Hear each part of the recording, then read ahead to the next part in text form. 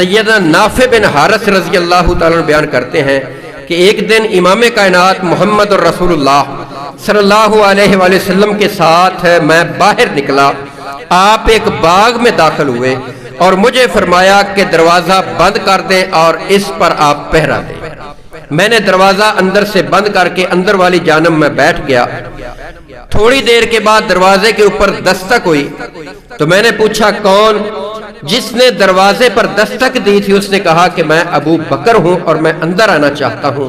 میں نے محمد الرسول اللہ صلی اللہ علیہ وآلہ وسلم کو اطلاع دی کہ باہر ابو بکر رضی اللہ تعالیٰ عنہ آئے ہیں، تو امام کائنات جناب محمد الرسول اللہ صلی اللہ علیہ وسلم نے فرمایا کہ ان کو اندر آنے دیں اور ان کو جنت کی بشارت دے دیں۔ میں نے دروازہ کھولا، ان کو اندر جو ہے داخل کیا اور ان کو جنت کی بشارت دے دی۔ امام کائنات محمد الرسول اللہ صلی اللہ علیہ وسلم اس باغ کے اندر ایک کنویں کے کنارے پر منڈیر پر پاؤں لٹکائے بیٹھے تھے، ابو بکر رضی اللہ تعالیٰ عنہ وہ بھی ساتھ آ کر بیٹھ گئے۔ میں نے دروازہ بند کیا، دروازہ بند کر کے میں بیٹھ گیا پہرے پر۔ کچھ دیر کے بعد پھر دروازے پر دستک ہوئی، میں نے پوچھا کون؟ تو جس نے دروازے پر دستک دی تھی اس نے کہا کہ میں عمر ہوں۔ میں نے جناب محمد الرسول اللہ صلی اللہ علیہ وآلہ وسلم کو اطلاع دی کہ باہر عمر بن خطاب رضی اللہ تعالیٰ عنہ آئے ہیں۔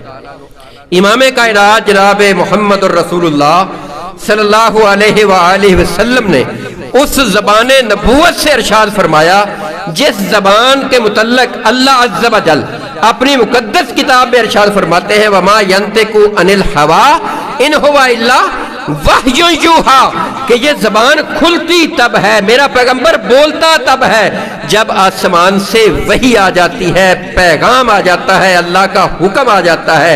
امام کائنات جناب محمد الرسول اللہ صلی اللہ علیہ وسلم نے سیدنا نافع بن حارث کو کہا کہ آپ عمر کے لیے دروازہ کھول دیں، اس کو اندر آنے دیں اور اسے بھی جنت کی بشارت دے دیں۔ میں نے دروازہ کھولا اور عمر رضی اللہ تعالیٰ عنہ کو جنت کی بشارت دی۔ سیدنا عمر بن خطاب رضی اللہ تعالیٰ عنہ بھی جا کر محمد الرسول اللہ صلی اللہ علیہ وسلم کے پاس کنویں کی منڈیر پر جیسے وہ دونوں پہلے ساتھی بیٹھے ہوئے تھے اسی طرح بیٹھ۔ اس لیے سیدنا عمر بن خطاب رضی اللہ تعالیٰ عنہ وہ صحابی ہیں جن کو امام کائنات جناب محمد الرسول اللہ صلی اللہ علیہ وسلم نے بہت سے مقامات پر جنت کی بشارت دی ہے، لہٰذا اس دور کے اندر ان کو برا بھلا کہہ کر اپنے ایمان کو خراب کرنے کے برابر ہے۔